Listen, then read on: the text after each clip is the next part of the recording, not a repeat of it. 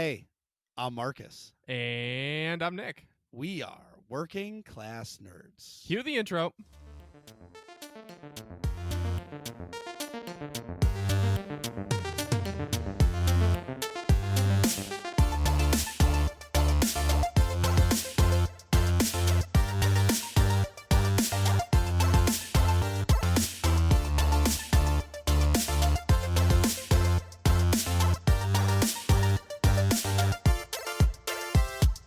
That's right. We are Working Class Nerds, the podcast that gives you no information about your favorite information. Today is February 25th, 2020, and you can find this Nick is a Grown-Up podcast on Apple Podcasts, Buzzsprout, Google Podcasts, and Stitcher. You can find the both of us on Twitter. I am at MarcusB814. And I am at Nick Vern. That's NickVern. In this week's episode, we have returning guest, Intisar. Hello. Intisar is a content creator for Star Wars: The Old The Republic. newest content creator. Wow. Congratulations. He's also the owner and editor and prime writer for This Week in Arabesh. So welcome back to the show. And today we're talking about Project Luminous. It's so shiny. It's super shiny. Super gold. Well, I think it's meant to look like old and like that really rich And like regal. Yes, like really like I expect everybody's going to be super snobby. Yes. You know what I mean? Like 100%. it's going to be, if it's the height of the Republic, you know, if you're on Coruscant, like that was the ultimate in snob of Snobville. Right. Anyways, before we go into that, because we're gonna go down that rabbit hole. Right. Intisar, what have you been up to this week? This week, I've been raiding a fair amount, more than usual. So my guild does a story mode night. So I've been doing that every week for like years now. But we just started up our hard mode team again.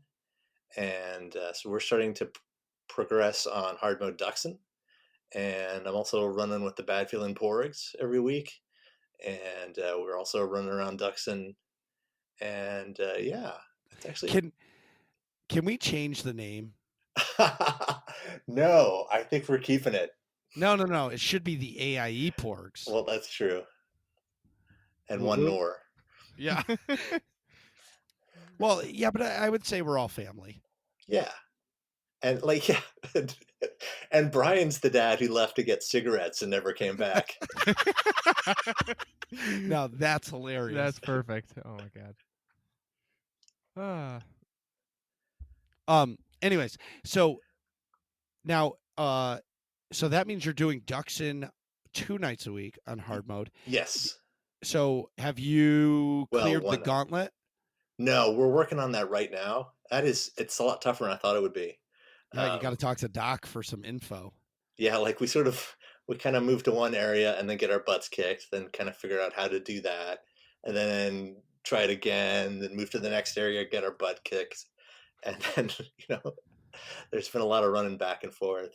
Progression. And we're at the point where you like open the door and there's like 2 big dinosaur things there.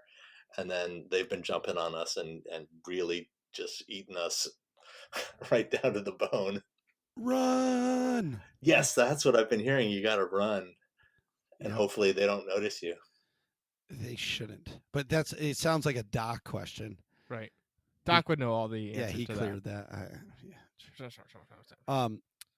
What was your last I was going to say episode. What was your last blog post for your website? Oh, I'm working on one right now. It should go up tomorrow. And it's basically there are bar signs all over Duxon. And so I've taken one of the ones that flashes. And so this one's going to be animated, which is something I don't usually do. So it's not like the most complicated sign. It's just the word bar flashing. But I don't know. It's turned out pretty nicely. It looks like the real sign in the game, only in English. So I'm happy with that. That's sweet. And then cool. I'm going to talk a little bit about the last game update. How much I love the Alderaan Stronghold. What's a stronghold? Exactly. I was so excited because you kind of were quiet about it. I asked a while ago, a few months ago, if you were trying to get in the content creator program, and out of nowhere you dropped the hammer and we're like, boomba, we're in it. So what did you think of the process? It took about a year from like when I first contacted BioWare until when it officially happened. Like I Damn it, gather Dan. they're like, I don't know what I'm allowed to say, but it's not you send them a note and then 2 days later you're in. No, there's a process. So you have to contact them. You get their criteria of what they expect. You submit said criteria that they ask for. You continue to progress through your own content, doing your platform, essentially keep in contact with them. And when they finally deem you worthy, they accept you into the program and you join the SOTOR Illuminati. Yes. Yeah. So yeah, I kind of had to show them that I could spend some time producing content every month, and yeah, now that I'm in, Keith is calling me up, asking me how to balance the classes, and Charles is like, I don't know what to do with Malgus. Tell me what to do, and I'm like, guys, one at a time. Wow. If only, right? Yes, yeah, I would say the the nicest part about being in the program, I would say, is just you know you get to talk to everybody and you actually hear everybody's real opinion.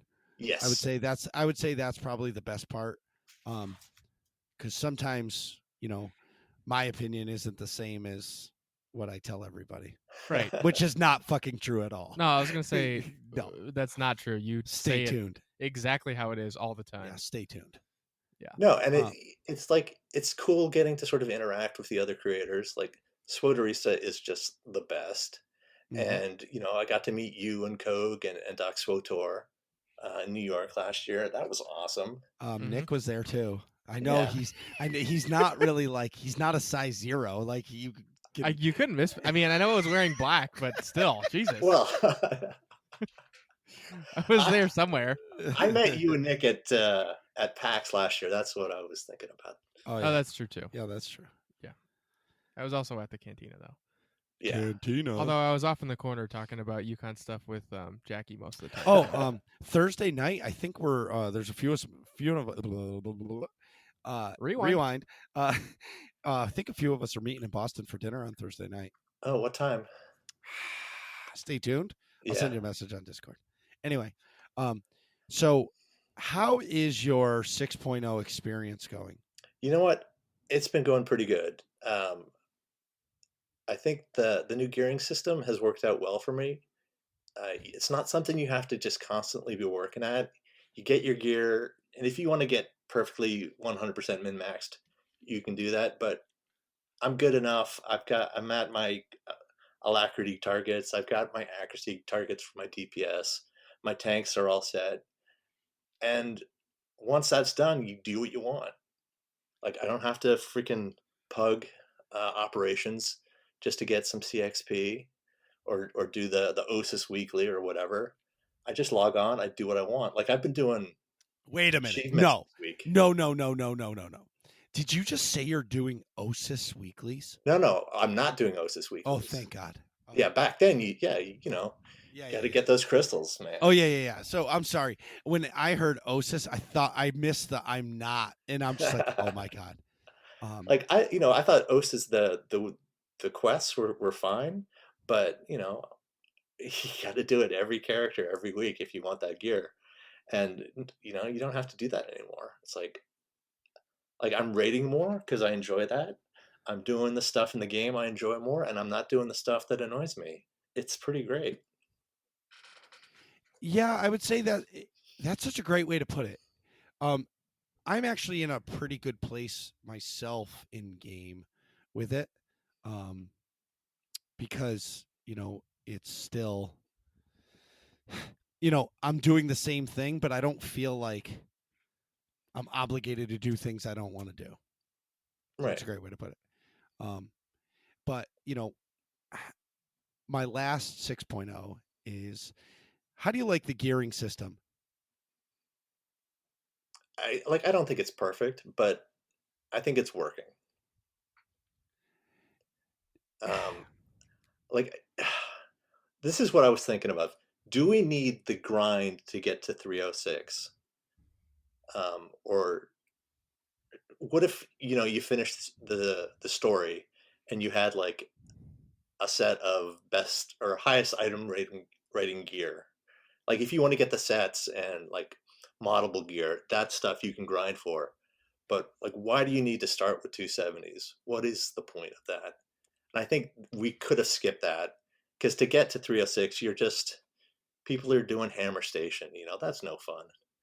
Um, and apparently PvP is terrible for gearing up, so that sucks for them. So why not just give people the best gear from the get-go? And then if you want to get your sets and your perfect item ratings, that's a whole nother thing. But for most people, you don't even need to worry about that. Because there has to be some kind. You can't just give Does somebody there have to be, though? Yeah, but well, there does, because okay, my opinion on the gearing with versus you is completely different. But for me, I personally think the gear grind was too easy. And now, because I'm getting to just enjoy the game, I'm actually logging in less, because I don't have, like, if I don't feel like doing a flashpoint or something, I'm just like, meh, I'm going to play. Like, I'm actually getting to play a different game that I don't get to play, because I don't have to do a gear grind. So I guess it's good in that sense. But like before, when you had to kill bosses to get pieces of gear, it incentivized you to do something and you earned something, right? Now you're just getting fragments that are like, you don't get enough of them.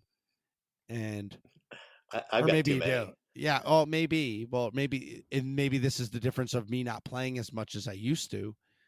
But I feel like the 270 to 306, that was actually fun to do for me, Hmm. because I enjoyed getting the grind into doing it. And now that I have my set piece on my tank and I'm augmented or pretty close, I'm just like, okay, I don't really need to do anything else, because I'm not really raiding with my DPS, because I'm a terrible DPS now and all I do is tank.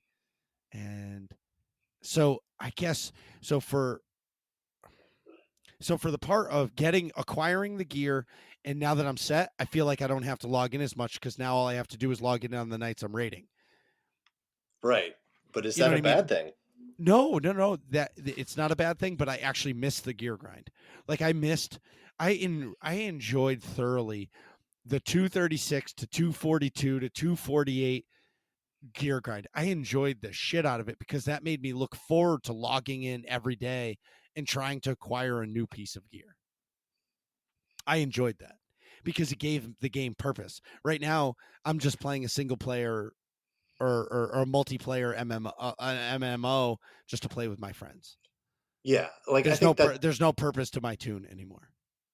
and you know, we killed Red for the first time last Saturday, Woo woo. and like it's just the same gear that you get from story mode. It's like, all right, well, going to throw all this into the grinder, and then we're going to move on to the next thing. So Yeah. that's something I think they should try to address. Like, there should be rewards when you kill a boss. You should want the loot that the boss drops. I personally believe that in an op, every boss should drop a deco. Right? So you could get your standard um, headphone deco, but like you have a 1 in 5 or a 1 in 10 chance of getting a microphone deco. You know what I mean? And get like incentivize people to get a cool deco, because there's not enough decos in the game. Maybe deco isn't the right idea, but Something just shooting from the hip. Yeah. does like Right. show that Like, you okay, did we it. killed this op, or every time you clear an operation, you get a new deco that is only for an operation. Yeah. Like gives us something, so you could set up a room that is like a Gods from the Machine room well, or something. yeah, or a trophy room. Yeah. You know what I mean? Like, these are all my ops, and like each, like, bronze trophy for story mode, a silver trophy for Veteran or hard mode. veteran hard mode, and then Gold trophy for nightmare. Yeah. Oh yeah, like after we killed Red, the first thing I did was, I went into my stronghold and I put that big picture of Red up on the wall. What? So you see That my should be point. a reward. Well, right, Yeah. that should be the reward for Or killing even that boss. even if like, so for example, in an operation, if you kill a boss, it would drop like 1 of 6 decos or something. Well, right, And then you got to collect them all, and that makes Yeah. that's another way for them to incentivize like people Pokemon to keep, cards. to keep playing, to keep, or it's like a cereal box toy. You know what I mean? You want to get all of them in the collection, and then that way people keep playing the operation and stuff too, or keep killing that boss or whatever it may be. Yeah, I don't know if Duxon drops anything, like any mounts, at least not on hard mode. I guess there are some set pieces, which never drop for me, but there we go. Yeah. So, Marcus, you went down to Florida earlier this month. Last week. That's what I meant. Last week. You went to Disney. Marcus went to Disney, and I want to hear all about it. Okay, Disney itself was awesome. Yep. I drove I still can't believe that. Massachusetts to Florida, long drive, but it was awesome. My kids were awesome in the car. The first day I made it from Massachusetts to South Carolina. Wow. I was about 6 hours Wow. from Disney on Sunday. Yeah, I was a machine. Thank you, G Fuel and Monster. And then on the way back, I made it all the way to the Virginia, North Carolina line, spent the night, and then finished the drive home. So that second drive was like 9 hours. But anyways, kids were awesome. The ride was great. I have noise canceling like earbuds. Yeah. And so so I could zone out while I drove. Like I can still hear it. They're not like completely. Yeah, isolating. yeah. They're earbuds. Like They're no matter what you earbuds. do, you're Yes, gonna hear yeah. something. So I tore through 3 Harry Potter books. I've never read or listened to Harry Potter ever in my life because there's no new Star Wars books, and like the Alphabet Squadron books don't. And I don't need to hear about fighter pilots. Right. So I listened to it. I don't know anything about Harry Potter, and I'm going to be a little negative. The worst customer I've ever dealt with in my life. Mm-hmm. A couple of my employees, they named her Voldemort, but I never knew why. Like, and they always were like, we cannot name her name. And I was like, what are you talking about? Like, who's Voldemort? And they're like, you don't want to know. I'm like, all right, she's Voldemort. Great. Let's move on. Yeah. And now I know, and it just makes me an even better experience for me. That's awesome. Yeah. So that was my sidebar of negativity. But Disney itself was awesome. They put in like these gondolas that go around like wait, the how do you pronounce them? Gondola? No, gondola. It's like a console thing. It's a gondola. Don't even go there. Wait, is it in the water or like in the air? No, in the sky. It's actually, they call it the Skylander. But anyways, so like half the time I didn't even have to ride on like the magic buses or anything like that. It was awesome. Wait, where do the gondolas go though? Epcot and Hollywood Studios. Oh, they zip you back and forth? See. Oh, those are the 2 places with a lot of bars. Yeah, so Magic Kingdom doesn't serve alcohol. Yeah. The other parks do, which is actually pretty great because like they understand like parents are on vacation too. They want to have a beer. Yeah. So that part was cool. I got to hang out with the wicked stepsisters and the evil stepmother and Cinderella and Prince Charming, which was pretty cool. We had dinner. Yeah. With them. And I got a sweet picture. I should post it onto Twitter of me and the stepmother, and it was pretty funny. That's cool. Yeah. So everybody doesn't care about Disney. Everybody wants to hear about Galaxy's Edge. Exactly. We want to hear. Yeah. Tell us about the Star Wars part. Okay. Spoilers. If you don't want to know anything about Galaxy's Edge, turn this shit off and wait 5 minutes. So you walk through a tunnel, you come into it, and it's kind of like dull in the beginning, and it almost gets more epic as you go. But the town itself was pretty sweet. it's insanely busy. Mm-hmm. So if you really I would tell anybody, if you really want to go, wait a year, because it's still going to be busy, but it's not going to be like it was. I didn't get to ride the Falcon because it was like 160-minute wait. Yeah. And there's no fucking way in the world I'm waiting 2.5 hours to ride that. It's a ride, or you just walk through it? No, it's a ride. Oh, okay. There's 6 people. There's the pilot, the co-pilot, and then the engineers, and you actually steer it. And somebody that I know wrote it. They said that a 3-year-old was piloting it. Oh boy! And they got kind of sick because the thing was just all you see the screen is going loop, and he's like, I got wicked motion sickness. Yeah. But anyway, sorry. I'd be pissed if I waited 3 hours. And Yeah, a 3-year-old but it's about kids, so you can't be mad. Right? Yeah, of course. You know what I mean? If I was in there and it was all adults and there was a little kid, I'd let the little kid do whatever they wanted. Do it. So, I did ride the Rise of the Resistance ride. That was the coolest ride I've ever rode, not because of Star Wars, just the innovation. Everything was holograms and screened. It was unreal. Is that the ride where you're essentially on automated cars or something? Yes. And yes. there's no rails or anything? Yes. They're yes. It's powered by droids. That's so cool. It was unreal. Yeah. So my 4-year-old. Yeah. The only ride she asked to ride twice in Yeah. the whole trip at Disney was Star Wars Rise of the Resistance. That's cool. The only place my daughter wanted to be, other than Magic Kingdom, was in Star Wars Land with me. So my wife was like, you want to go to Toy Story Land? She's like, nah, I want to hang out in Galaxy's Edge, Mommy. I want to go build a droid with Daddy. So we built droids. She made a BB-8 unit, purple, of course. I made a R2 unit with the worker droid top, the square head. Yeah. They're really cool. Where is that, by the way? Oh, it's upstairs. I should get it. Get it at the break. Yeah. It was really fun. It was actually a cool experience to do with her. I did not build a lightsaber because you have to be 10 years old. No, I don't care about the money. Oh. It was you have to be 10 to build a lightsaber. Yeah, and that's crappy. And I'm not going to to do that. Yeah, I'm not doing that by myself. Yeah. But I did get to drink blue milk. Awesome. What did it taste like? Blue Powerade. Wait, it was milk, but it tasted like... No, it's like a frozen drink, but they just call it blue milk. Oh, okay. Because there's some people that can't drink dairy, you know what I mean? Oh, yeah. Was it cloudy like milk? Yeah. Oh, that's cool. But Yeah. So it's like Powerade that they made look like milk, basically. Something like that. That's cool. But that's not the win. Okay. You can, for an extra $3, you can have them put a shot of rum in it. Perfect.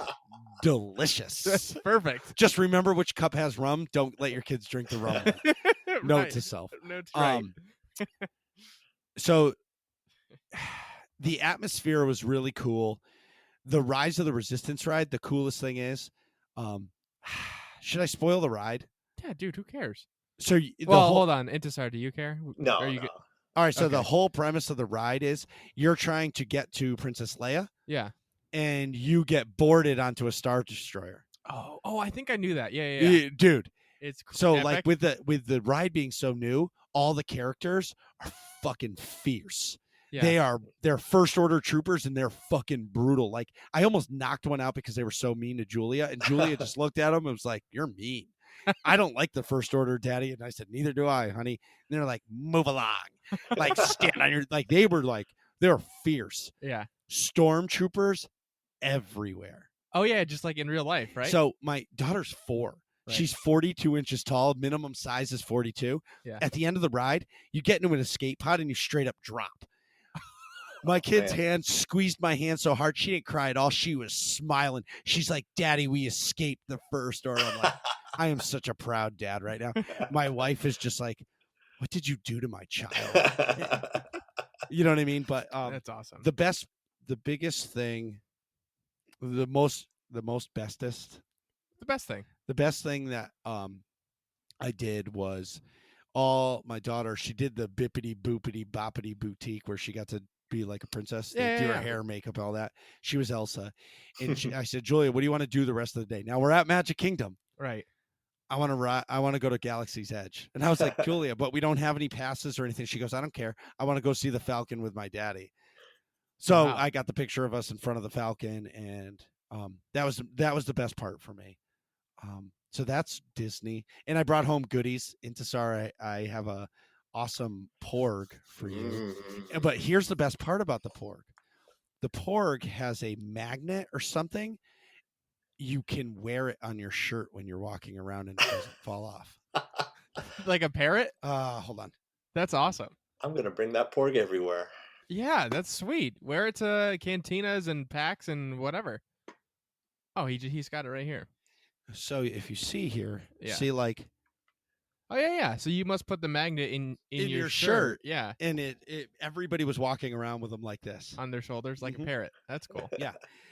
That's awesome. And then and then I got a Datacron, a real Datacron, Sweet. which was pretty sweet. No, not a Sith Wayfinder.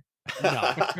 Fucking pissed me off. And that's the only reason why I didn't buy it, because I was like, they're calling it a Datacron here. Yeah. Sith Holocron. No, they call it a Sith Holocron. Sorry. Whatever. Yeah. And I was like, but it's a Wayfinder. You guys failed. Fuck this thing. I'm not buying that. Anyways, I was in line. So if anybody knows, my favorite character in all of the Star Wars universe, is Ventress, Asajj Ventress. Yep. Dooku's apprentice. Right. Because she's so evil, but yet she still made some good choices. Yeah. Through her, and she's a marauder, and she can put her two lightsabers together and makes a dual saber. Best thing ever. So I really want her. I've always wanted her lightsaber, and they had it there. Yeah. Is that what you would have made if you had made one? No, you can't make it. Oh, because it's a curved one, right? Correct. Yeah. You can. I could buy it. So I was in line to buy the lightsaber. Well, it was $139.99. It's actually perfect. Wait, just the hilt, right? I thought it was the whole thing. Oh, okay. No, it's $139.99 plus $50 for the blade, right? Plus $25 if you want a sheath for it, plus another $12 if you want to change the color of the blade. Because they sell the kyber crystals. Yeah, that you can put in to change the. Yeah. But they didn't have. They're sold out of the yellows. Not getting any more. I checked every day we were there for Scrub because he really wants a yellow one. Yeah. They said that they come in the store. Somebody comes in and buys every single one. Wow. Oh, because that's Ray's color. Well, it's because it's color. It's the new canon. Oh yeah, the new canon color. Yeah. So I did not buy a lightsaber. I regret it, but I was like, I didn't really want it. I'll buy one for you when I go. I almost bought Ahsoka Tano's because you can get both hilts for $200, but then you need two blades. Yeah, because the lightsabers are different. Right, she has two different lightsabers. Yeah, they're like one. It's essentially the same design, but one's longer than the other. Right. I held Kylo Ren's real hilt because these are like basically props, movie props. Well, no, but they're like to scale. Right. Kylo Ren's, dude. 3 blades for that one. Well, the hilt comes with the side blades. Okay. You have to buy the center blade. Yeah. Kylo Ren's, literally, his paws must be huge because literally my hand didn't even go around the whole thing. It was fucking huge and it was ginormous. Yeah. But it really had like the wire tacked in. It was wild. That's like, cool. I got to like sit there and play with the lightsabers and I almost bought it, but I just was like, you know what? That's kind of a lot to like splurge on yourself. But if I'm gonna spend $200, like I'd like to build my own. Yeah, and like do it with like your kid to make like a memory. Exactly. Yeah. It'll be the next time. Anyways, so since I've been back, I've actually been gaming a lot. I didn't game at all. I brought my Switch, didn't even turn it on. I just was in Disney. Yeah. So for Death Star Troopers, my first night back, one of our teammates didn't have the achievement for Gods from the Machine story mode, so we did it. We beat Isaacs with 6 people. I'm so disappointed. What? And here comes the elitist. Ready for this? Oh boy. Why did they nerf it? Like I remember when it first came out, it was hard for story mode. Yeah. But I enjoyed a challenge. Like literally I solo tanked the entire Gods from the Machine op in story mode, except the Avele and Esne fight. You have to have 2 tanks. Yeah, because there's 2. Well, actually, I'd like to try it with 1 in story mode. I bet you could still win. Yeah, you can do it with 1. Right, exactly. And I was disappointed because I feel like the jump from story mode to hard mode is so big that like it's really hard for a team to clear all the story modes and say, hey, let's progress. Because there's like no mechanics. Oh, so like what they're gonna have to face all right in new the mechanics. Isaac's fight. There's this little tick bomb that comes and it ticks damage on you for 7 seconds, right? Intisar, 7 seconds, yeah. There's 7 ticks, tick, Yeah. tick, yeah. So like 7 seconds, like that shit. If you stood like, if a healer wasn't focus healing you when it first came out, you were dead. I remember it. Now I stood in it and it was taking like 1,500 a whack, and I was like, wow. And then there was these circles when Isaac shoots you. If you stood in those for like 3 seconds, you were dead. Yeah. Like it wiped you out. I stood in it the whole time. I just wanted to see how long it would take me to die, and I didn't die. Yeah, that's crazy. That's a big difference. Right, but I don't understand why. Well, I think you're thinking about it the wrong way, because the jump from story mode gods to hard mode is like huge, but I don't think they want you to go that way. They want you to go from like story mode gods to hard mode eternity vault, which is, it's not, it's a little tougher. And then from there you go to Karagas, and then from there you go to, I don't know, Scum and Villainy or TFB. The difficulty spike from Karaga's Palace hard mode to Scum and Villainy or Terror from Beyond is leaps and bounds. I don't know. It's a big jump, but it's not that big a jump. Because you do it. But we were a story mode team. We were a pure story mode team, and we jumped to hard mode and got our butts whooped. Yeah. But anyway, I then I did some flashpoints with Bo, Balto, and Kogus, which was really fun. Mm-hmm.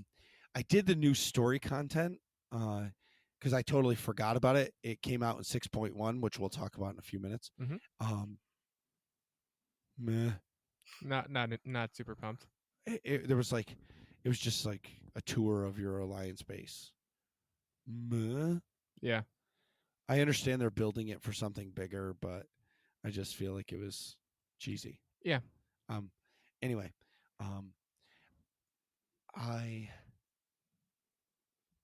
so Death Star Troopers moving forward, our 2 healers are doing new classes because Sork healing supposedly isn't great because of whatever they did with 6.0, and they kind of ruined the Sork. Supposedly they're going to fix it, courtesy of UtiniCast today. They had Musco and Charles on. Sorry, I'm still a little sick. Marcus has coronavirus. Anyway. No, he doesn't. CDC. I'm just kidding. Yeah, next thing you know, they're banging down the door. Like Monster saying 2319, 2319. Yeah. With the sock. Yeah. You know what I'm saying? Yes. Monster. Yes. I got crickets here. Yeah. See, I totally forgot what I was going to say. So I don't They're remember. changing this. You're 2 people on. Oh, yeah. So Death they Star changed Troopers. classes. Thank you so much. Yeah. So they changed classes. And now with me being a tank of 12 weeks or something like that, we're actually going to cycle back through all of the hard modes, like the earlier hard modes. And our reward for clearing them as fast as we can is we'll go back to Temple of Sacrifice and continue prog on that. But I feel like our healers need a little more time to figure out their class before you go into Temple of Sacrifice, because that op is no joke. Oh, yeah. And so we'll do that and kind of just, so it's going to be balanced, but like our goal is to not talk about the op, just keep running and jumping and starting fights. And if like there's a mechanic issue that somebody needs, we'll talk about it during the fight. Like no explanations, just go head in. Mm-hmm. And the goal is to be able to just one-shot them like their story mode op. I just want to congratulate Doc and Chill for a great UtiniCast today. Mm-hmm. As I said, they had Musco and Charles in. Mm-hmm. And Doc asked a question about where class changes come from and what their target DPS number is for the content. And we got the biggest bullshit response ever from the devs. They were like, oh, well, it comes from a lot of different places. There's no like specific number we go off of. We just base it off of, like PvP, like and it's just like, wow, you guys don't have a fucking answer for that? Like, you're changing the way the game is played for players but you don't have a real fucking answer. Yeah. That's, to me now, that's such a cop out, because in one breath they're saying, well, in PvP something can be outperforming, but in PvE they're doing too much DPS. But what's the target number? So every class, if you're a DPS and you're in level 70 content, is 10,000 DPS the target number. Every class should be doing 10,000 DPS. That's the highest they should be. Okay, so this other class, an operative is doing 13,000. Okay, we need to nerf that because our target is 10,000. They should have those answers, Right. which they didn't. Right. Whoa. Not, what do you mean they? Like Musco, the community manager, or Charles, the story guy? Well, They're the wrong persons to be asking that question. no, that's absolutely not true, because if you go back to Working Class Nerds episode 52 with Eric Musco, he said he is involved in every single one of those meetings because he needs to understand why these class changes are happening, or because he's the community manager, so he has to have an oversight on everything. Yeah. I don't know if it's oversight, but like, Well, I he have an needs to idea. understand. He needs to understand to be able to give the bullshit responses. yeah. And Musco did say he was going to go to the team and get those numbers. And so we need to keep like on his back, or whoever is Well, taking over for him, to get those numbers. Well, I hope so. Like, I'm just I wouldn't necessarily expect him to know off the top of his head what the ideal DPS numbers are. well, but a target where I was wishy washy on it, and I agree with you. I have his back. I'm just saying it was a community manager answer. Oh yeah. It was a complete cop out answer, but what I don't understand about his answer is when you're doing ranked PvP, you're hitting somebody, you're parsing on that person for what, 12 seconds, right? So that's a complete different DPS parse than somebody killing a boss for 5 minutes. So yes. I guess that's what he was saying, though, wasn't it? That he was saying that there's different factors for everything, but how can you justify nerfing a class because in PvP they're doing too much damage, but then you're ruining them on the PvE side? Well, but that's the eternal question. Well, yes, I agree, and I guess that's the frustrating part for me. And what I don't understand is why not just, like Call of Duty, you go in there and everybody's the same. Yeah. You know what I mean? Right. Like, okay, if you have a sniper rifle, that one shot is going to do better than a submachine gun. Well, I think the difference there is there's no gear ratings. Like you can get you can get more attachments, but you're not going to make that sniper. But gear rating doesn't matter in PvP anymore because everybody is the same. You're max level when you go in there. Right. Yeah. So I guess I just don't. I guess the question, and maybe a better response for me, is: are they catering the game to PvP players because they're the loudest speakers and they're crying that, oh, Sork bubble, operative knife, or oh, whatever? Whereas I guess I'm really frustrated on the class changes, and I'm eager to see what their targets are for these numbers. Mm-hmm. Like, and why. Yeah, me too. And one of the things that they were gonna do this patch is like start, nerfing people piecemeal instead of doing all the class changes at once. And that would have, like, I'm glad they didn't go through with the Sork changes because they were just stupid. Like, You're I don't welcome. know why you need to nerf Sork healers, but like, yeah, I forget when they did it, but they had the class guy go through last time they did major class changes and like point by point explain why they were doing it. And that's something they should do every time they change a class. They should explain in detail why this is happening. Like, Lightning Sorks shouldn't have to figure out that they wanted to nerf the Gathering Storm set because healers were using it. That's something we should all be on the same page about. And that's if your healers want to use the DPS set, that's a problem not with the DPS set. it's the problem with the healing set. Right. Sorry, I play a stage healer, so this is something that's on my mind. But Well, we have a Sork healer on Death Star Troopers, and she switched to Merc, and she's learning Merc because Sork healing is so bad. I don't know if it's bad, but it's not as interesting. Like our main set has a really boring 6-piece bonus, and we don't have a good tactical. So it's just kind of the same as it's been for the last few years. And the other classes got fun stuff and You should. I'd really like you to talk to Kat because she has a complete different opinion than you. She's just saying the heals aren't there. It's not enough. She's doing everything she possibly can, and the effective heals are not enough coming out for her to keep doing that class. She's been forced to switch to Merc healing mainly because our other healer is a operative already. So she's forced to do Merc healing because the Sork can't do it.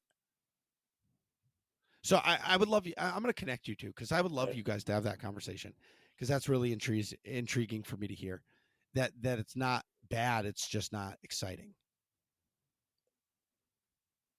Like I haven't done too much hard mode healing in Onslaught, so I don't know for sure.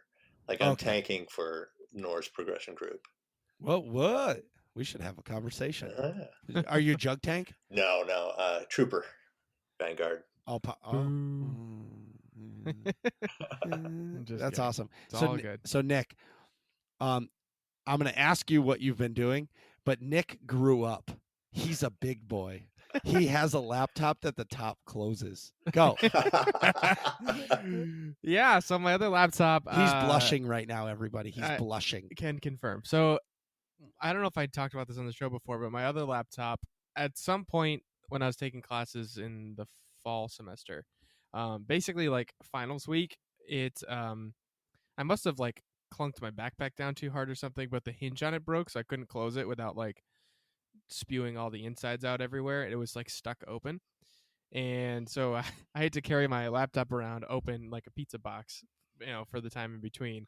And coming over here for the podcast, it was just ridiculous to like walk in with my laptop up like pizza, My wife, the first time he came in, she's like, "You brought pizza?" And he's like, "No, it's my laptop."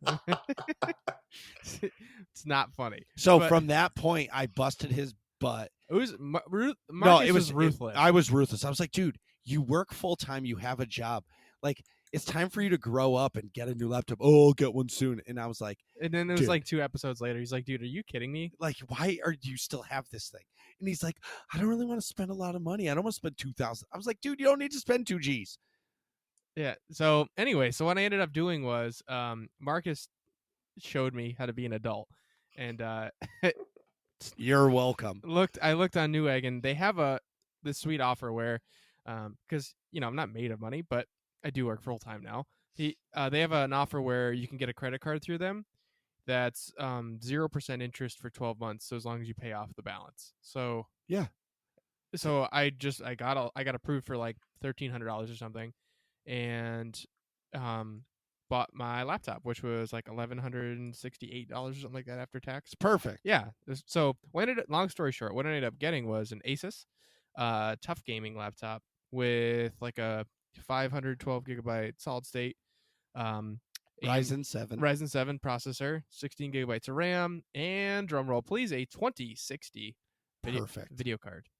So I got and 144 hertz screen. And 144 hertz screen at 1080. I did not want 4K because I didn't want to like. My other laptop was 4K unless you have like a really really good graphics card. I don't think that was appropriate. Or rather the 1080 with a higher refresh rate. So, I agree. So I have 2 4K monitors. Yeah, and but that's with your desktop. Correct. Yep. Yeah. And I regret buying the 4K monitors when I could have 3 1080p 144 hertz monitors, and it would be so much better because then I could play a game on all 3 screens. Yeah. Like my desktop is super such a bougie problem to have. Well, but I don't spend my money on anything else. Yeah, just your computer. Droids and Disney and computer. Yeah. But I would in podcast stuff.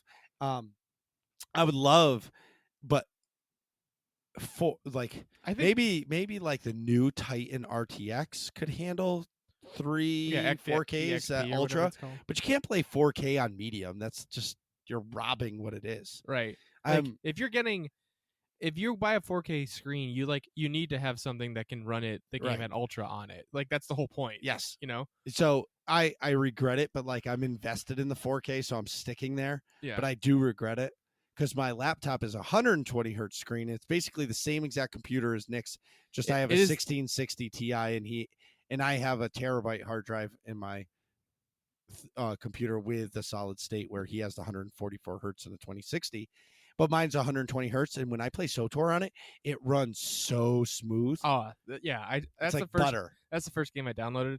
Oh, Kogus is going to be really happy to hear about that. Yeah, and so also at the same time, I got this new laptop, and Marcus gave me his extra non 4K monitor that's 1080. I think that's 60 hertz, but still, way nicer than my other one. And it's 27 inches, and my other one was like 21 or 24, something like that. So I got a new to me monitor, brand new laptop, and Marcus is giving me his hand-me-down keyboard, which is an awesome keyboard. It's a Logitech 901 or something like that. 910 Spectrum. 910 Spectrum. It's a dope ass keyboard. I love that. I just can't believe you're not using it. Does it light up and glow? Yeah, of course. It's RGB.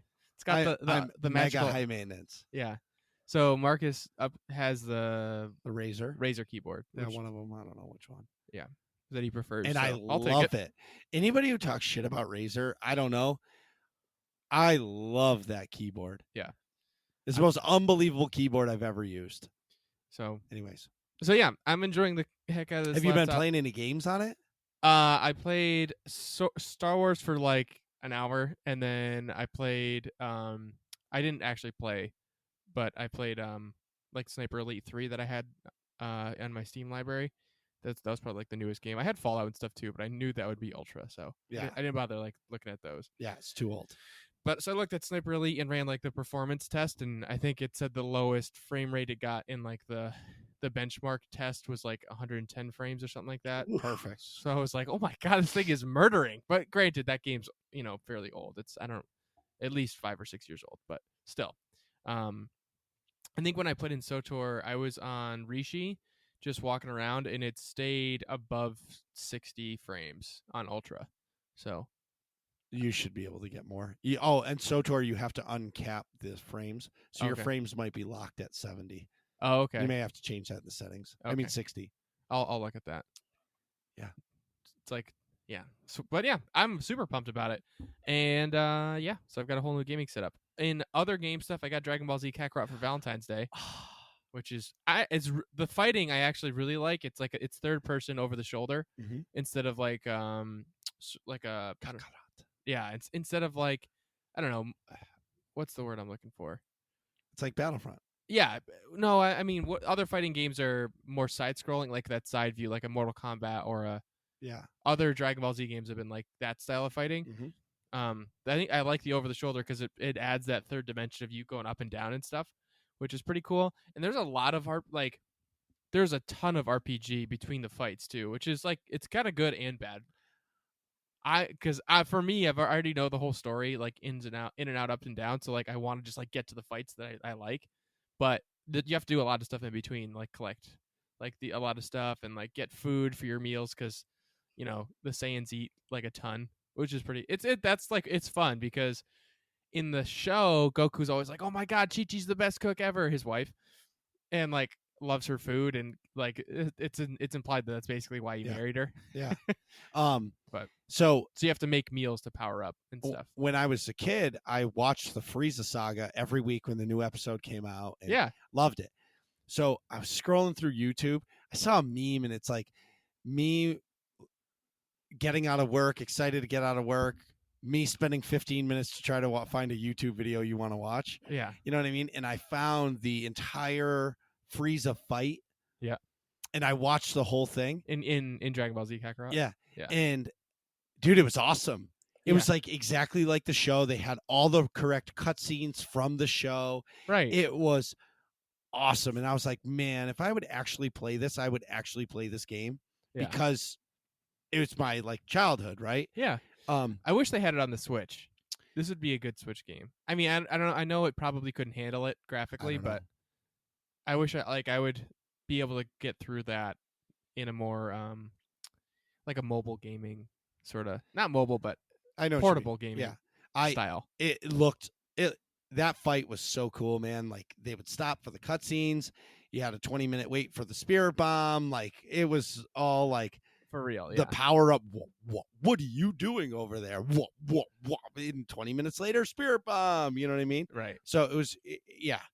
It kind of touched home on how authentic that game was. Yeah, I like what they did with the graphics too, because other games have sort of, Dragon Ball Z games have sort of kept that 2D look, but I think this is the best 3D adaptation to keep like to that original animation style. Yeah. Have you gotten to the Frieza fight? No, I was still in the Saiyan saga, so I think I'm about to fight Nappa. All right. I fucked up Raditz though. Yeah, it's awesome. I won't play it, but I watched that YouTube video of the Frieza fight and it was awesome. Yeah.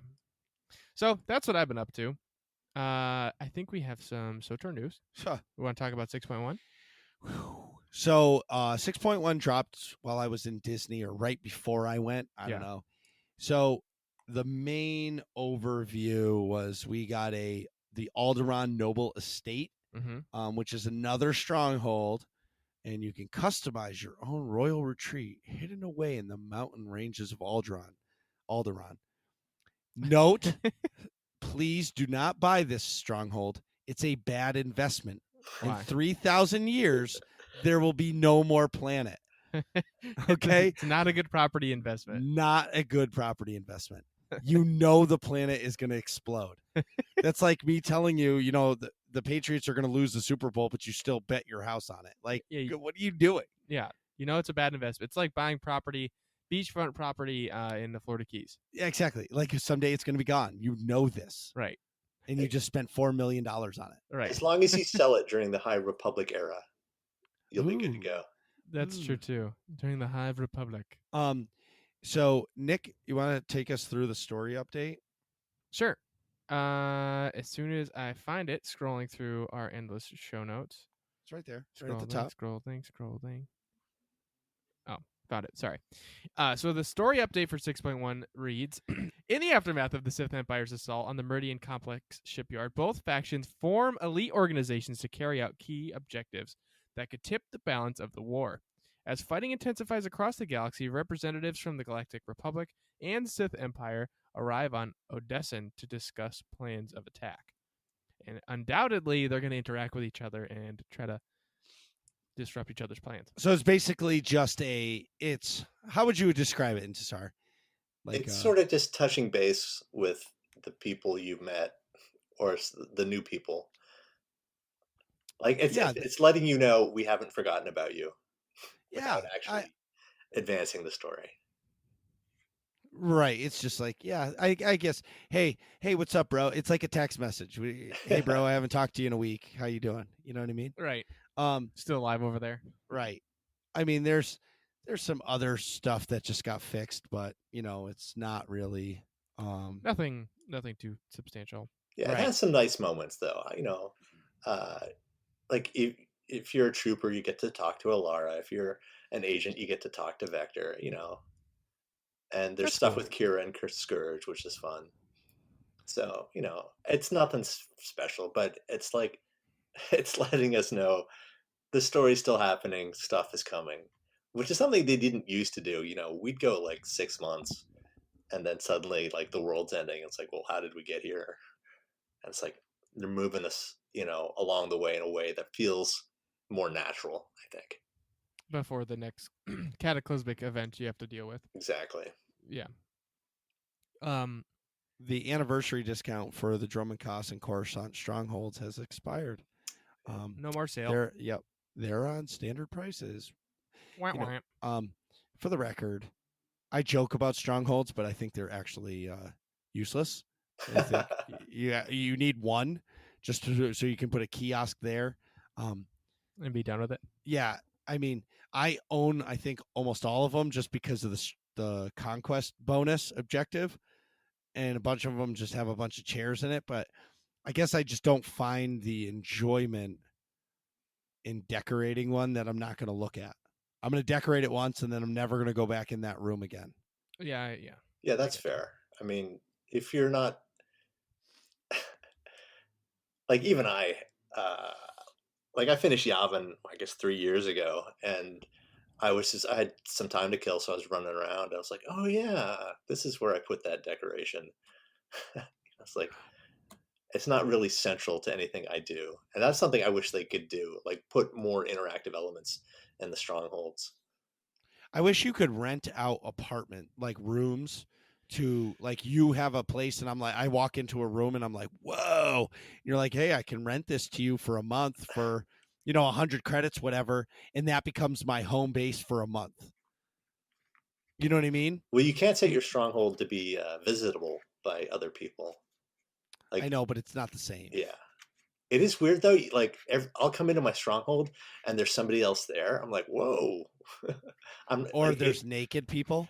that I've never seen happen, at least in my stronghold. But Wow. It's happened to me. Yeah, that's happened to me too, but that was in college. Yeah, That's a little different. that's very different. No, Yeah. I guess I understand the whole stronghold thing. I just it's the carrot isn't there enough for me to invest the time into doing it unless there's a reason. Now, do you have a strong? What's your main base? um, it actually depends on my characters. That's how I keep it fresh. Different characters use different strongholds. Oh, that's interesting. So my bounty hunter goes to Yavin, my trooper goes to Umbara, my Jedi Knight goes to Coruscant, stuff like that. You should here I go trying to tell you how to do your blog. You should do a tour of your like a blog about your strongholds. I would love to see your strongholds because you're a pretty intricate guy when it comes to playing the game. So I bet your strongholds are beautiful, or at least like a room from each one. I would love to see that on your site. Sure, sure, yeah, I can do that. I'm always looking for ideas. That would be sweet because, That's that'd be cool content. yeah, because you think about like everybody has a stronghold, but like how many people just have one stronghold that they use? They have them all, but it's full of chairs. But how many people have every stronghold decorated fully like that they use? I've never heard of somebody using a stronghold for each different tune. Mm-hmm.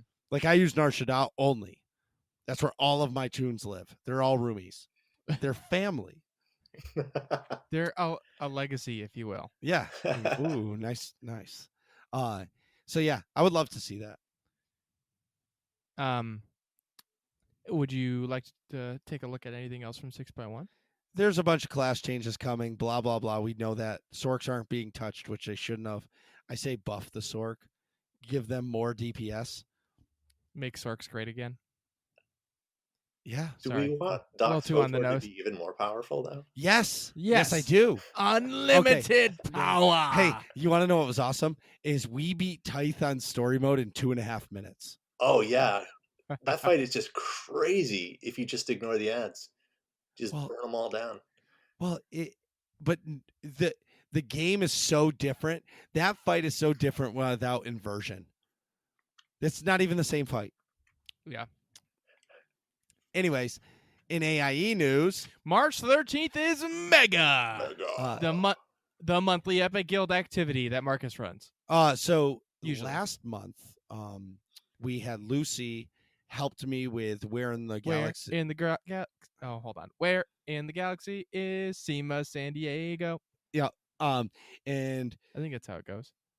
we were on Balmora. I know I've talked about this, right? Yeah. Since then, yes. Yeah. You talked about it last episode. Are you sure? I'm pretty sure you revealed where she was. All right. So, anyways, it was an awesome time. This month, I'm pretty sure Corley is taking the helm. Okay. And he's going to be doing an amazing race. Oh, cool. So it's open to everybody on the Starforge because that's the best server. What? Yeah. And if you're on the Starforge, anybody can come. We usually get a bunch of new Outriders and the Bad Feeling guys and a bunch of other guilds. Something Dark Side could come. So anybody is welcome to come. And the amazing race, which is awesome, is anybody can do it. We're going to, if we have to have multiple ops groups to do it, then we do. And it's going to be based off just like the show. You're going to get a clue and you're going to have to find out where that clue is and you're going to go to it. That's cool. And it may, I don't know yet the details. We'll have to get Corley to talk about it and reveal it, but it may span over 2 events. Okay. I'm not really sure. Like I don't know, but I know that some of the prizes are going to be pretty sweet. I know the SEMA San Diego, the winner got a black die set. Ooh. That's yeah. sweet. Yeah, because if you sell it, how much do those things sell for? 40 million? 50 lot. million? Yeah. Yeah, probably maybe even 100 million. I don't know how much the blacks do. The market is so crazy right now. Like one day I'll check something and everything's 100 million. The next day, the same thing is 30 million. I don't get it. Yeah. I wonder if the credit sinks are working. Like I'm losing money this expansion, but I don't know if that's true of everyone. I don't know if it's people are losing credits or they're buying more things on the cartel market. So there's more because you know the Dark Hissus mount? Yes. When I won that in a cartel pack, I looked on the GTN and there was one and it was 100 million credits. I'm like, man, I'm going to sell this. So then and then it's like a 3-day wait or a 36-hour wait for it to unlock so you can sell it. In that time, there's like 15 of them on there now, and now it's like 30 million credits. And I'm like, well, that sucks. Yeah, that's not nearly. You know what I mean? Worth it, yeah. So I don't know if it's that people are buying more on the cartel market or because of the direct sale. You know what I mean? So something goes on sale and then a bunch of people buy it. I'm not sure. And then they all try to sell it and it just undermines everybody. Even the black die pack, when I first saw it, I think it was like 50 million. And then at one point I saw it at like 20 million. I said, well, I'm not going to sell that for 20 million credits. It's so funny, 20 million not being a lot of money. Yeah. Well, to you guys. But if you're spending real money, on an item on the cartel market and then you want to sell it, you want to make sure you're getting your investment back. Mind you, I don't buy anything in the game. The only reason why I'm selling it is because I had it, like the unstable lightsaber. I have that, or pole saber maybe I have. I'm never going to use that thing. Right. So it's just sitting in my inventory. So I said, why not just try to sell it? If you're listening to the show and you want a unstable pole saber, message me. It's still for sale. And I'll give you a super discount. But my point is, use the promo code WCN. Yeah. All caps. For the mega discount. Hey, perfect. But anyway, so I don't know how the market is this crazy, but I won 100 million credits off of Medulla. Oh, I'm dating back a while now, right? Mm-hmm. And I think I still have like 90 million credits. Treat yourself. Yeah, but I don't need anything. I give all of my crafting materials away. I don't craft, so I give them to people, and when I ask them for an augment, they just make me one. I give them everything. I just hooked Medulla up with, I think, 14 legendary embers. I don't want any money for it. You know what I mean? He made some credit. He made some augments for me, and that's all I asked for. This was months, a month ago. He made the augments, but I don't craft. So, like Intisar, if you need some crafting materials, just tell me, and you'll get the next shipment of them. You know what I mean? I don't do it, and I just give them to my friends. I call it paying it forward. Yeah, because then when I need the new augment or something, I'm like, hey, can you make me this? And they're like, fuck. He's been giving me the shit for a while. Fuck. Yeah, no problem, dude. But then if it crits, you still win. Right. Because you can get double. Right. So if all this sounds fun to you, go to aie-guild.org, jump in the Discord, and ask for a guild invite. Whether or not you play Star Wars The Old Republic or any of the other games we play, we'd love to have you. We absolutely would. And I'm going to give another little plug to the new Outriders. They play SOTOR, but obviously you're going to come over to AIE. I mean, come on. But they actually play other games that AIE doesn't. So I think there's Neverwinter. Guild Wars. Well, we play Guild Wars, but what other games do you guys play? There's a WoW Classic branch going on right now. I don't know off the top of my head, but yeah. Sure. Yeah, they play a lot of good games too, so check out the new Outriders as well. Nick, I know you have to pee. Oh, absolutely. I've been doing the dance for like 20 minutes. We'll be right back. Geez, Nick, hurry up. We're trying to finish this podcast. And we're back. So today we're discussing the announcement of what Project Luminous actually is. Star Wars: The High Republic. I know I'm pretty excited about it, and I know the both of you are too. Where do you want to start? Let's just go with it. I'm excited because it's new, and finally the Skywalker saga is over. And I'm happy and sad. And I'm happy that Disney is and Lucasfilm is doing something that nobody knows about. Because I was afraid they were going to do the Old Republic. And the Old Republic has been around since 2001 when KOTOR came out. Yeah. So we all have our mindset on what the Old Republic is. Yep. Okay. So when they come out with their story version and you don't have an opinion, you have your opinion that you've believed in your head that Revan, under his mask, he always had a booger in his left nostril. Always. Yeah. And then when Revan comes onto the screen, you're like, Where the fuck's where's the booger? Like, this movie's junk. Right? And I'm being funny about it, but it's the truth. Yeah, that concept definitely holds true. And that's why everybody hated the new saga.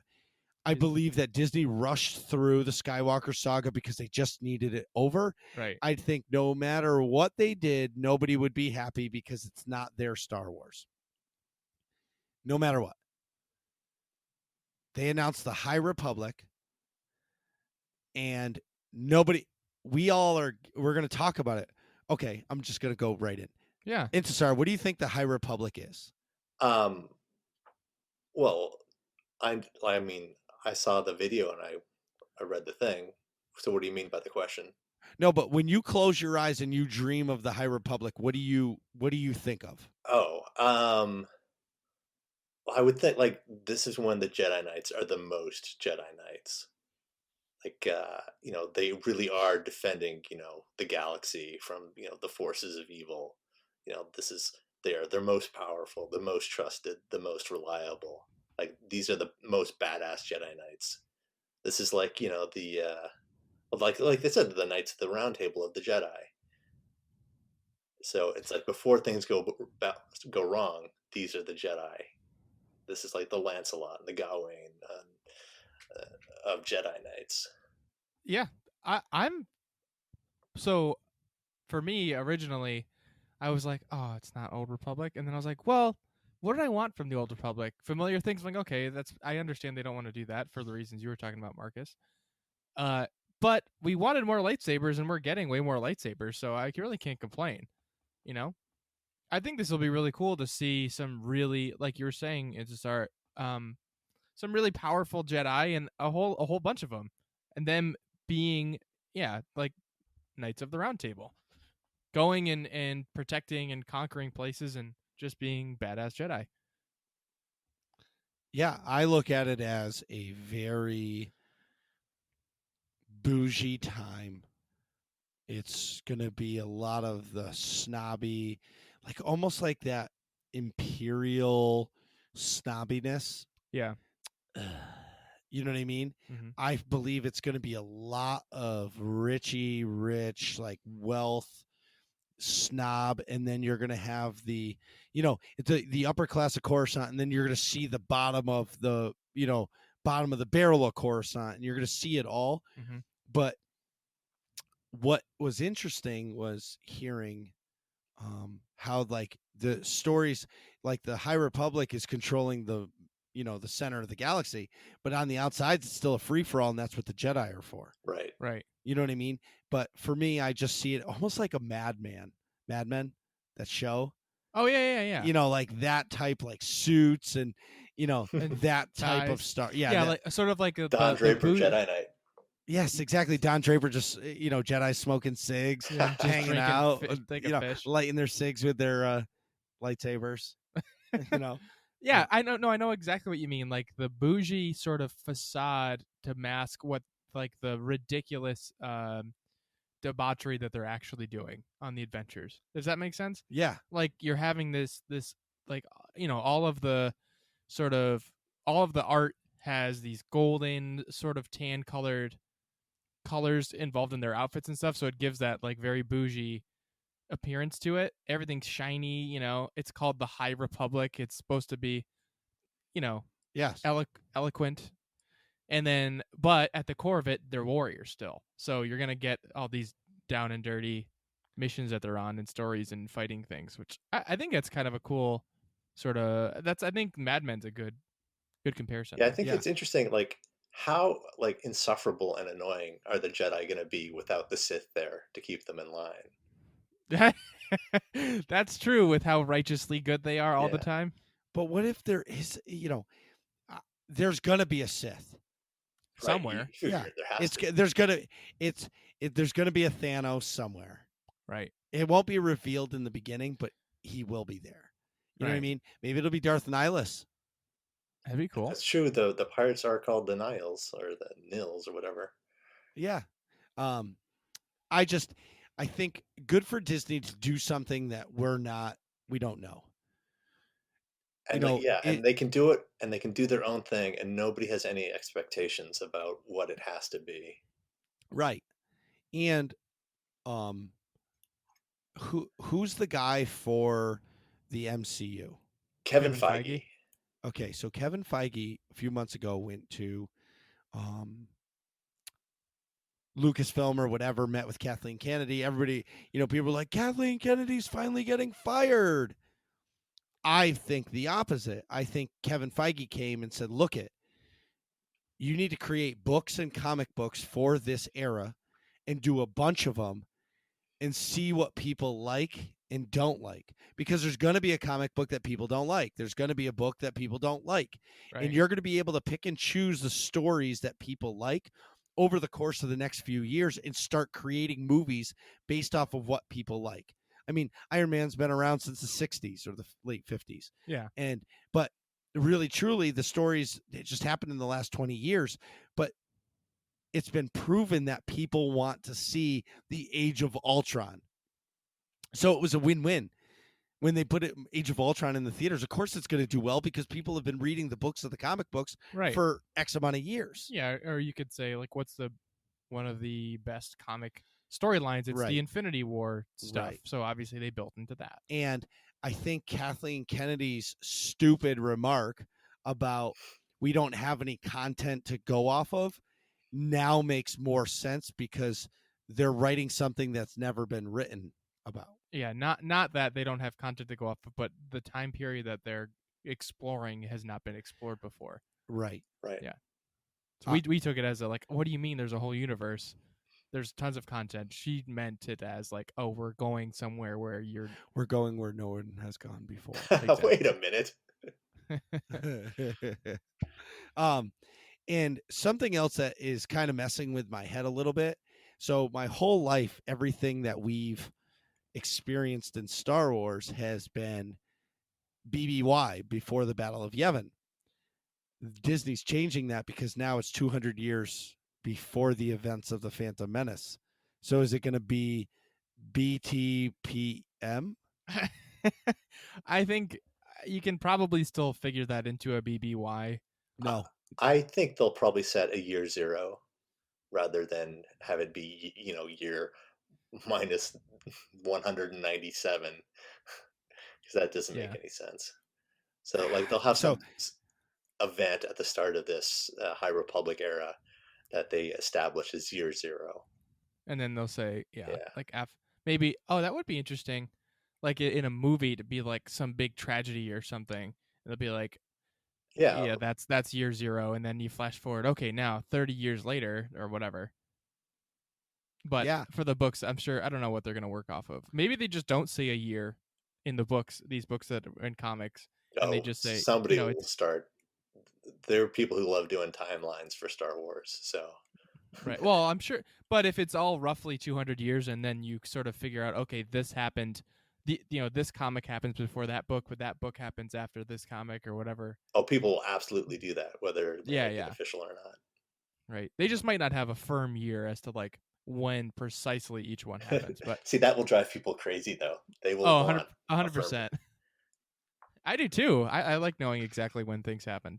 But I kind of got excited when they they said, or when I read the article, this little snippet kind of made me excited because they're connecting everybody. mm-hmm.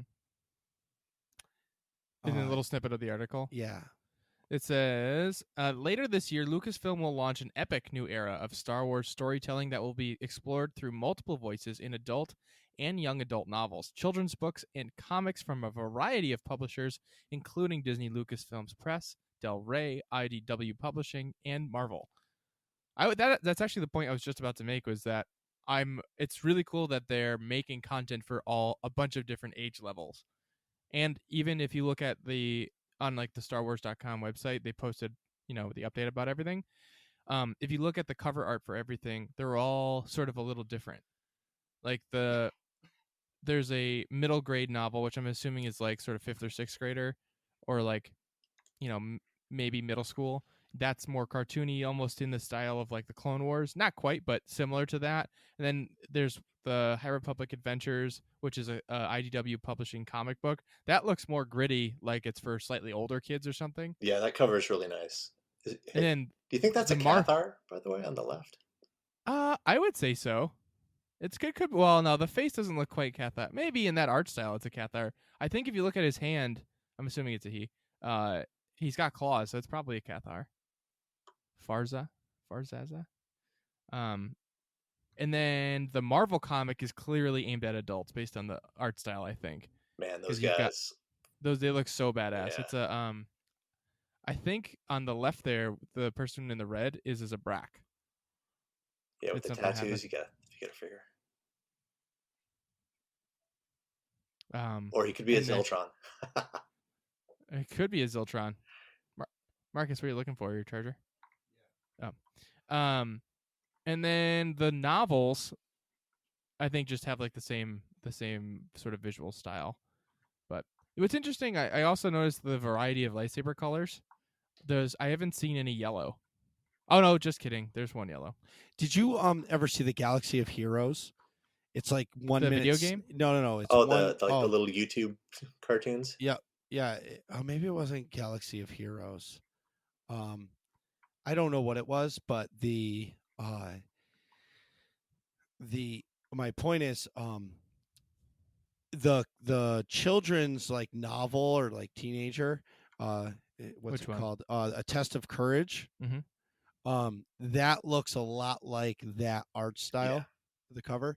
So I think you're right. That is going to be, the mid-level, and it's probably going to be about Jedi Padawans. And yeah, because the characters in there all look younger too. Because if you look, if you look at that picture, so you've got the female Jedi, male Jedi, then you have a kid with a backpack. So is that like the smuggler type? Yeah. And then the guy in the back is who knows, and then you got your C-3PO style droid. Right. So it's almost like a 5-man Flashpoint group. Right. Scorpio, man. Yeah, Scorpio. Yeah, that's true. Yes. Wow. And then in one of the pictures, they showed like a space station. It looks just like the Star Fortress from SOTOR. Mm-hmm. Which picture? I don't. It came from. Oh, it's the last one, Light of the Jedi. Yeah, in the background. Yeah. Oh, that's cool. Like oh, yeah, up in the sky. Yeah, Charles Boyd pointed out that there's like the Jedi Temple spire on top of it.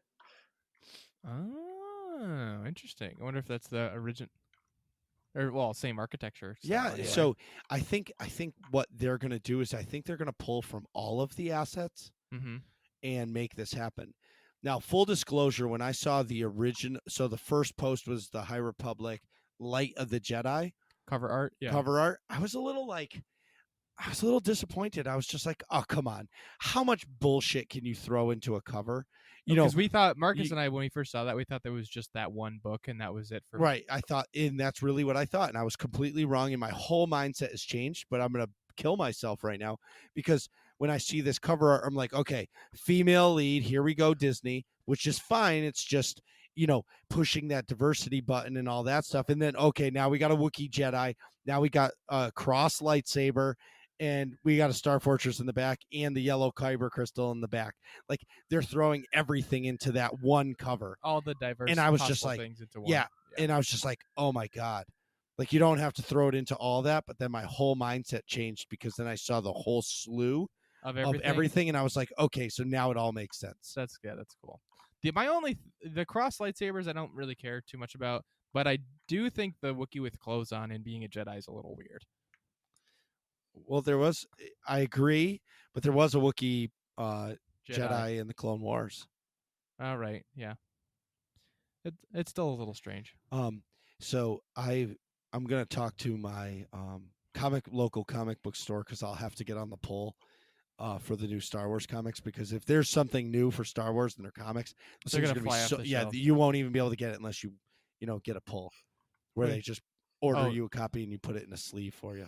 Oh, okay. I'll get some too. Yeah, well, you're gonna have to, and that's the thing is, if it's good or bad, I'm gonna read every one of them, because I'm gonna want to consume all the lore.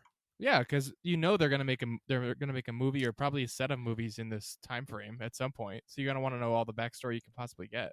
So do you think that's when the next movies are going to be set in Sarah? Yeah.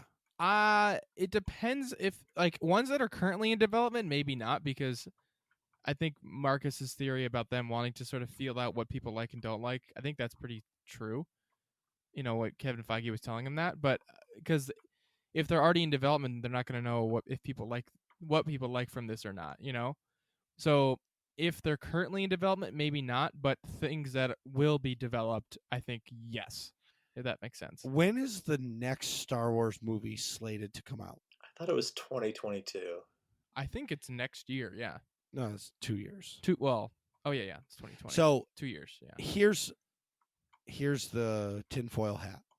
What if they delay it a year, and the next set of movies is the High Republic, and they just focus on Disney Plus and give us more Star Wars shows that they, Like Kenobi you really can't lose with a show. Yeah. Because if you have one bad episode, well, we'll make it up in the next one. Right. People are still going to watch it. I don't know, everybody. I don't know if they can afford to fuck up another Star Wars movie. Yeah, I know what you mean. And they need to get it right. They can't do another movie based off of something that is canon, or that has been done before. You know what? I want to change my answer to your question, Intisar, because I think if they do, things that we super duper liked, Jedi Fallen Order, we like that story because we've never seen things in that realm before. Mandalorian, same thing. I wonder, they could probably make these movies in the High Republic because we have no expectations of it. So if whatever they do, we're gonna like, essentially, as long as it's not completely ridiculous. It's a low hanging fruit for them to do. So those movies could very easily be in the High Republic. And honestly, timeline wise, if people really like these books and stuff, they could feed off of the hype of these comics and books and go right into those movies, and it would work pretty well. Yeah. And then they can put Easter eggs like, oh, look at that Wookiee with a lightsaber. That's that guy from the book. Right. Or he trains the, main character or something for like a lesson. They're like, oh my God, that's whatever his name is. Yeah. And don't forget, they were looking for a game producer to help build the next Star Wars online game. Oh, that's interesting. So is that in the High Republic as well? Probably. I'd imagine they're just so, right? Yeah. Right.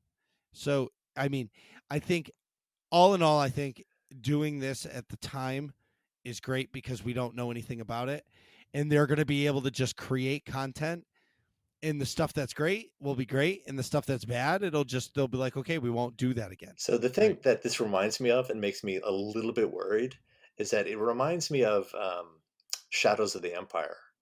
And I kind of hated Shadows of the Empire. It was like all the crap that comes with a movie, except there's no movie. And so I don't think it really held together. And I thought a lot of it was stupid. Like, I think Dash Rendar is dumb. And I will complain about Dash Rendar for the rest of my life. but I know people like them and like the video game and stuff. But Hmm. I you know, I I want the movie at some point, right? Well, there's no question we're going to be getting movies. I just think we're not going to be getting movies that's based off of something that already exists. Yes, like I think it's going to be Because all new characters. all new characters, all new timeline. Hmm. They're not going to redo, as much as I would love to see the Revan story on the screen. I don't think it happens. I think we're getting a new KOTOR reboot Like it's like you said, game. you know, if they don't put the booger in his nose in the right spot, someone's going to be mad. So there's no way Right, but you can win with Revan. that female Jedi lead in the original art cover, if her name is Jasmine, nobody's going to be upset because that's all we're going to know. Right. But if this was the Old Republic and they rebooted Revan as her, people would be pissed. Yes. Oh Right. yeah. You know what I mean? So Like there are people who are pissed about the Revan we have in SWOTOR. They're like, that's not my Revan. Right, exactly. And that's why, I believe that they're rebooting the KOTOR game. It's going to be a reboot. And I have a really weird feeling. I thought it was a remaster. That's what I heard. Well, it is, a remaster. Same thing. Reboot is a Reboot, is not the remaster. remaster is different. Oh. Well, it's going to be new and improved. I think they hired the guy who was remaking the game, and they're like, here, you're doing awesome. Here's some money. Make the game. Now you're under NDA. You can't make it anymore. Yeah. So with that, I think when KOTOR comes out, I think SWTOR becomes canon. I was just talking about that with the Guilty today, that I think, yeah, SWTOR, like maybe not, the branching stories can never be canon, is who's the Outlander? Is it my Sage or is it your Marauder? Like stuff like that they'll never resolve. But I think the general story and the main NPCs will become canon again. Like Satil Shan and Malgus and Vishit, all that stuff is going to be canon. Yeah, I agree. I think it's all. I think SWTOR is becoming canon. I think they're gonna when KOTOR comes out. I can't imagine it's not. I mean, it's pretty low risk for them because especially if they're staying in the High Republic for this next area, it's not like they're going to go back and make movies in the Old Republic. So like having SWTOR be canon is fine. Yeah. That's not gonna thousands of affect years away from their stories, The Marvel Cinematic was a 10-year window. Right. It was a 10-year series. They're going to do 10 years of the High Republic. Right. 10 years. Yes, I think they're starting from scratch with this as the sort of the base of whatever's to come. Right. And what was interesting about their interview or their trailer was like, we're not focusing on one person. It's going to be multiple stories, multiple leads. So it's basically going to be your Iron Man, your Captain America, your Hulk, your Black Widow, your Black Panther, Spider-Man, whatever. And then at certain points they're going to connect, and then they're going to be off doing their own thing, and that opens up so many stories. That would be cool. Like you have a smuggler movie, a smuggler Star Wars movie, and you don't have to worry about the Jedi Knights at all. And then have like your Jedi Knight movie, and then like have another movie where they team up with the Wookiee Jedi Knight, Yes. like the Avengers, that sort of thing. Yes, Right. I think well, it's been proven that it works. I mean, the Marvel Cinematic Universe it shits money. Literally. Yeah. Literally. I mean, it's the Endgame is the highest grossing movie of all time. I think it's of all time, yeah. Has there been a pop culture event like those two Avenger movies? I can't really think so. Think of anything. No. Probably not since the original Star Wars movie. How about this? People went back to the theater to see the end credit once they re-released it. Just in Disney only did it, or Marvel did it just so they could beat Avatar. Right. Yeah. That's it. They got an extra 2 million sales and they won. You, James Cameron. Exactly. You know what I mean? But I really like that because Nick and I've talked about this many times on the podcast. I get to go to the movies once a year, right? Right. Maybe twice, but that's a stretch. Right, but now if Star Wars comes out with a new Star Wars movie once a year, like the Marvel Cinematic Universe, it's going to be awesome because each movie is going to connect, and at the end, after all the credits, you're going to get that little snippet of, the Sith with the putting on the cloak, and you're like, who the fuck is that? Right, or somebody's lightsaber is red. Like, oh my god! Oh yeah, and stay tuned. But then in the next movie, that's not even talked about. Right. It's just a cliffhanger for later to come. Right. I mean, that's storytelling at its best. Mm-hmm. Or you see like a finger or something. Well, that's what's great about a TV show is you can leave a cliffhanger and not go back to it for 2 episodes. Right. And then you come back to it for the season finale.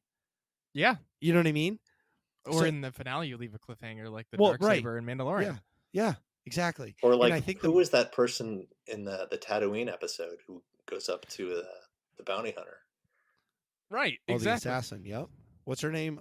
Ming Na. I don't know. I don't remember her character, but no. Yeah. But those are the little things. Like, we may not find out who that character was for half the season in season 2. Yeah. In season 2, and I'm okay with that because they're building on something bigger. Right. And that's I'm really excited for this next wave. Like I said, I was really like upset in the beginning, but I've completely come back. Not that I don't want any of the diversity or anything like that. I just saw that one cover and I was just like, how many things can you put on one cover? Right. And then I saw everything else this morning after I was texting Nick at 11:30 last night. I was like, I am a complete idiot. There's like 6 covers, not just the one. Yeah. And talking to my daughter today, I was explaining this to her, and she's gonna grow up like her Star Wars is gonna like she'll always remember like the original with me and stuff, but like really she's gonna grow up in the High Republic. Yeah, this is gonna be when somebody says Star Wars, she's gonna only think High Republic. Right. And then the rest of the movies are gonna sort of be to her like the original trilogy was for me almost. Yes. Or probably right. Even Yep. And that is so awesome when you meet like people who kind of grew up with Star Wars in a different way.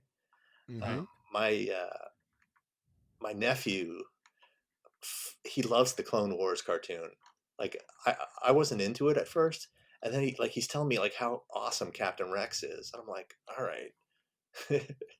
All right. Well, maybe I should give him a second chance. Yeah, exactly. Yeah. And I went back, and it's like, oh yeah, he is pretty cool. Yeah.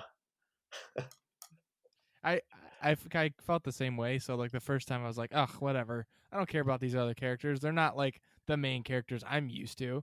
Same sort of sentiment. And then over time I've gone back and been like, okay, no, actually, that's unfair. Like I didn't give him a fair shake. Right. But that first cover you saw is not good, Marcus. I agree.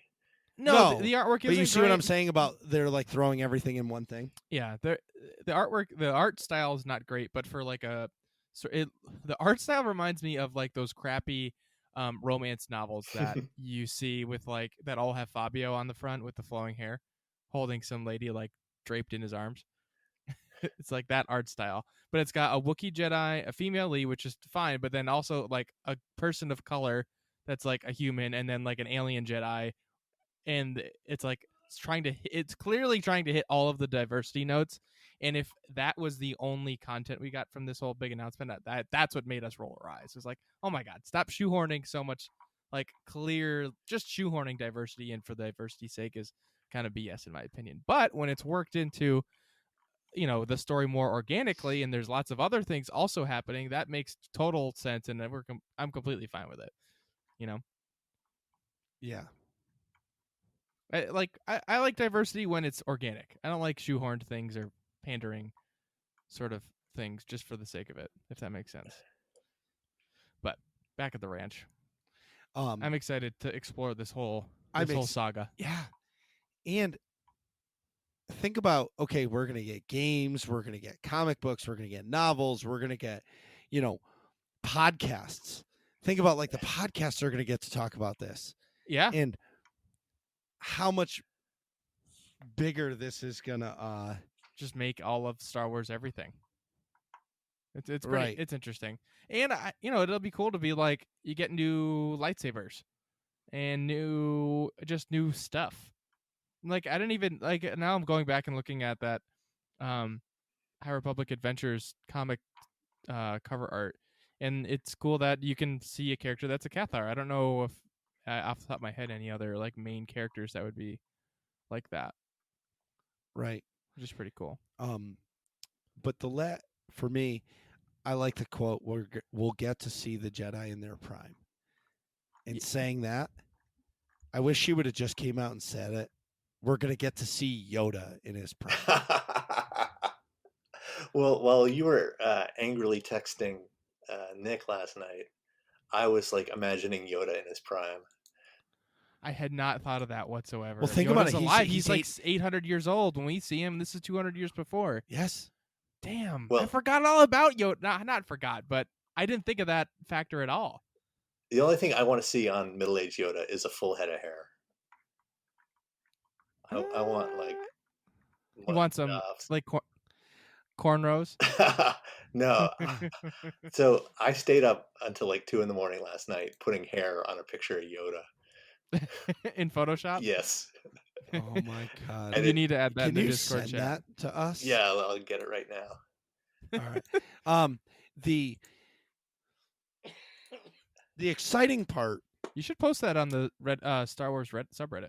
Oh, I put it in my Twitter feed, but it blew up, man. I got like 120 likes. Dude, you should put it on the subreddit. I bet you you'd get a lot of upvotes too. I'll gold it for you. Well, but the only thing I really want out of the Yoda. Oh my God, I did see that. It's like Elvis Yoda. That's perfect. Yeah. The only thing I really want from the Yoda thing is I want to find out what race they are. Like, I want to stop calling them all Yoda. Right.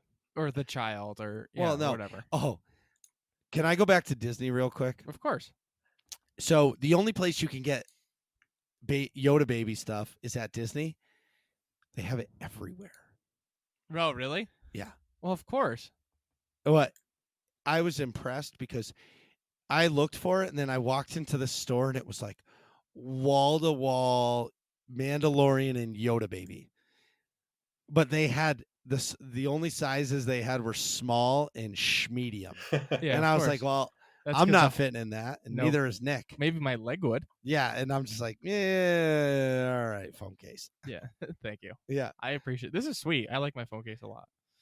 that's gonna be a looker. I got a baby Yoda. Yeah, everyone's gonna It's be like, Yoda baby. it's baby Yoda. That's what I see. Whatever. Tomato.